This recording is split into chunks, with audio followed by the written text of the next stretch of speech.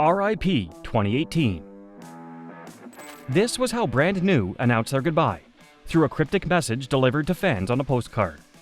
In fact, they'd never even make it to 2018. In 2017, the band set the internet ablaze with news of a new album, their first in 8 years. A month later, the internet was ablaze again, but for much darker reasons. A number of women began accusing frontman Jesse Lacey of sexual misconduct back when they were still minors. Lacey offered a vague apology for his past actions. His bandmates distanced themselves from the singer, and Brand New began to fall apart. There would be no glorious farewell. There would simply be allegation, recrimination, silence, and a legacy in tatters. This is the story of how Brand New took over the world, and post-hardcore's brightest light was extinguished by scandal and shame.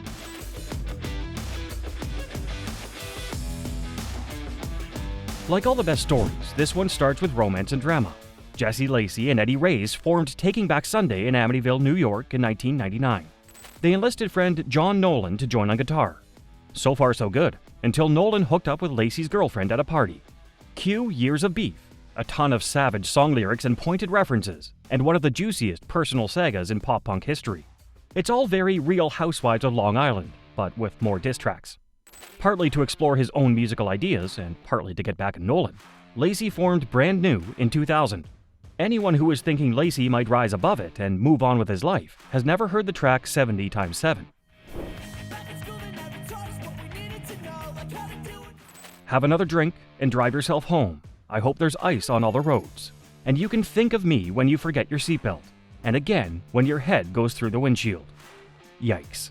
But there was more than just vitriol here. There was real talent. Brand New's raw, emotional pop-punk was a big hit at local venues across New York, New Jersey, and beyond. And the band started developing a significant fan base.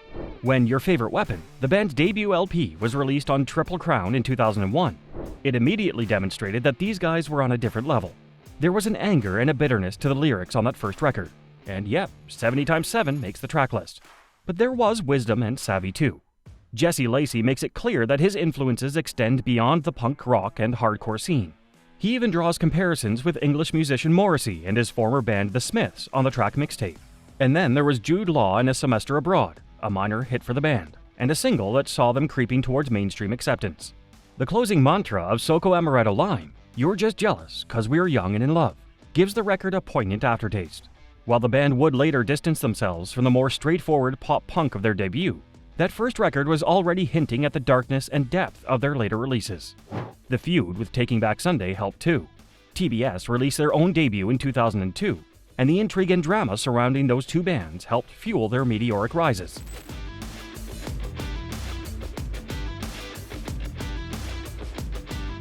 What the hell was going on here?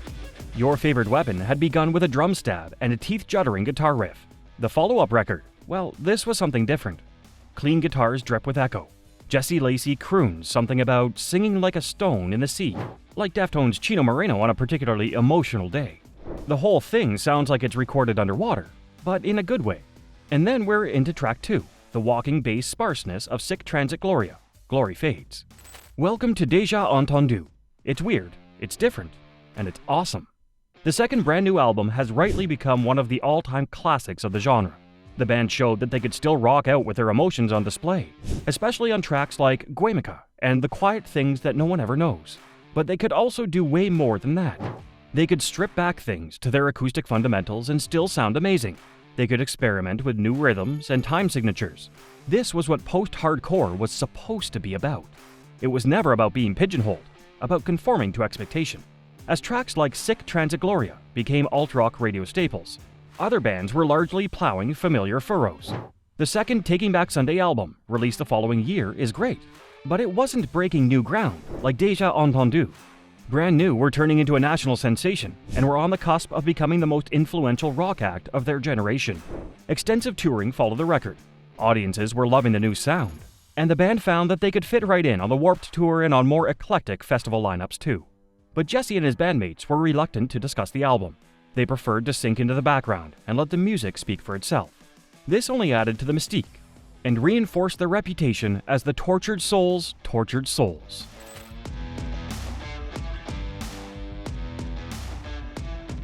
Following up something like Déjà Entendu should have been almost impossible, but Brand New made it look almost easy. At least, that's what it seemed like from the outside. The band had taken a break after the heavy touring schedule of Deja, but already had a bunch of songs written. Returning to those songs in 2005, they found they'd changed as a band and basically went back to the drawing board. What followed was nothing short of astonishing. Brand New had never been afraid to get dark. They'd never been afraid to explore new sonic textures and influencers. But their third album, The Devil and God Are Raging Inside of Me, took all of this to new heights. Grappling with faith and philosophy on tracks like Jesus Christ and The Archer's Bows Have Broken, exploring the traumatic aftermath of real-life tragedy on Limousine, and examining the grim realities of mental illness on DeGosser. Brand New went off the deep end with this one. Luca even channels the dark characterization of the character Luca Brasi from Mario Puzo's novel The Godfather, one of the most horrifying literary creations ever committed to print. But this wasn't some self-indulgent mess. This was a band at the very height of their powers. Already lauded as innovators in the emo and post-hardcore stakes, Devil and God blew these genres wide open. They showed what was possible with these styles of music. But this came with a caveat. They showed what was possible if you were as talented as Brand New, and few bands were. The guys remained obstinate and awkward. They refused to engage in the normal promotional chit-chat and interview cycles of the music industry. They didn't have to. The music was out there for everyone to hear. They knew they'd released a great record, and they knew fans were already loving it. For Brand New, that was enough. They did, however, leave a cryptic message in the liner notes of the LP, asking fans to mail the band $1. Keep this in mind, it's going to be important later. Despite this lack of media presence, or perhaps because of it, The Devil and God quickly became recognized as a solid gold masterpiece, and is one of the most beloved records of the decade.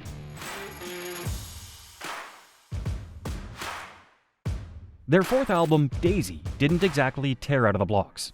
When fans sat down to get their ears around whatever Brand New had been up to in the 3 years since Devil and God, they had 90 seconds of gospel warbling to sit through first. Actually, a sample of an old recording of the Bertrand Brown hymn, On Life's Highway, that Jesse had uncovered from somewhere. Then, like a horror movie director using nursery rhymes and pretty melodies to unsettle the audience, the whole thing goes nuts. The rest of the opening track, Vices, is a Blood Brothers-esque collision of throaty shrieks and metallic clatters. And hey, it's pretty damn good. This is kind of Daisy in a nutshell. There's plenty of that classic Brand New, quiet, loud dynamism. And then there's stuff like Gasoline, which is rawer and heavier than anything they'd put out before. Splitting lyric duties with Vinny Accardi, Daisy found Jesse Lacey and his bandmates in a strange mood. Disillusioned with the music industry and lost in a sea of personal struggles, this was a bitter and twisted band who didn't quite know what to do with their anger. The record was a hit, but some fans felt turned off by the new direction. As drummer Brian Lane noted, some fans love the album to this day. Others fucking hate it. Whichever camp you were in, that seemed to be pretty much it. Daisy, as far as anyone could tell, was going to be the last Brand New record. They still played shows here and there. Every so often they even dropped some new music into their setlist. At other times, however, they just dropped bombshells, like the announcement that they had broken from long-term label Interscope in 2010. The wilderness years after Daisy was marked by a whole load of weird shit.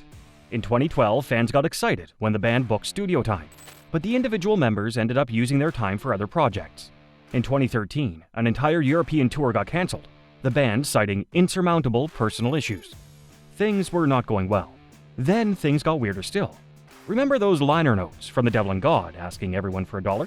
Well, in 2015, anyone who did send the band that buck received gift parcels with lyrics, buckets, and posters. 9 whole years down the line. They also received a postcard featuring the words RIP 2018. Was this it? Was Brand New finally calling it quits? And if so, why in 3 years' time?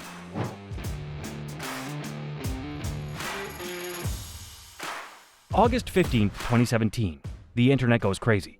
After years of will they won't they and not much of anything else, the band launched a pre-order on their label's website. That's right, it's album number 5, and it'll be out in October. 2 days later, fans who had placed their pre-order got a surprise. They received a CD with a single track just over an hour long. The track, entitled 44.590-2N104.7146W, the coordinates for Devil's Tower, Wyoming, map fans, is, well, you probably guessed it by now. It's the new Brand New album, 2 months early. A mixture of stealth marketing, a ton of hype, and a truckload of loyal fans who have waited almost a decade for this sent sales for new album Science Fiction through the roof. The album hits number 1 on the Billboard charts, the band's first.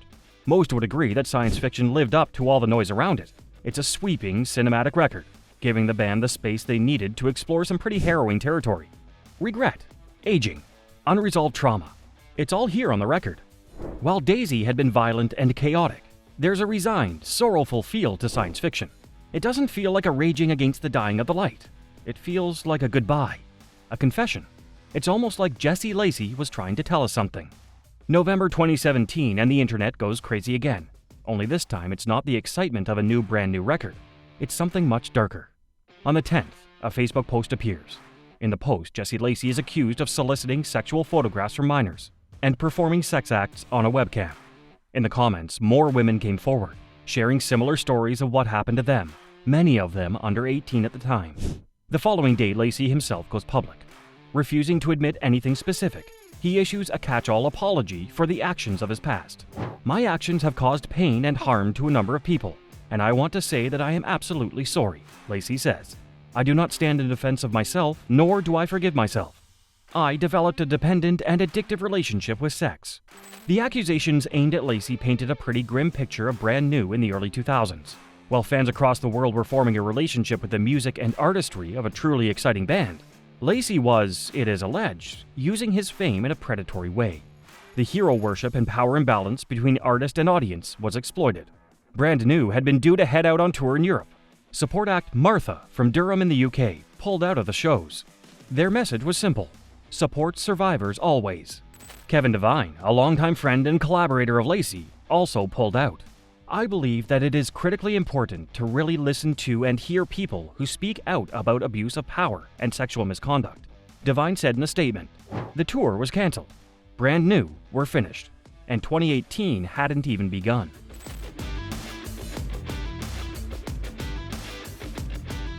Brand New didn't go out with a bang. They didn't go out at all. They just sort of faded away. Always a reticent collection of musicians, Brand New became even more withdrawn following the revelations about their frontman. Jesse Lacey himself opted to retreat from public life altogether. As of 2024, the band has never officially broken up, but they are very, very inactive. Don't expect another tour or record anytime soon. Or ever. It shouldn't have been this way. Brand New's legacy should have been a simple one. With Your Favorite Weapon, the band had basically perfected pop punk. They'd created a smart, savvy, hook-laden record that stood the test of time. If they'd retired straight away, they'd be legends based on that record alone.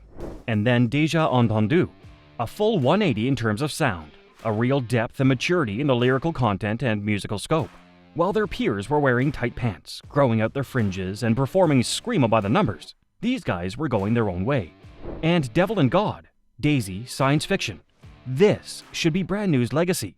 Stunning record after stunning record. But it isn't. Their legacy is tainted by Lacey's actions.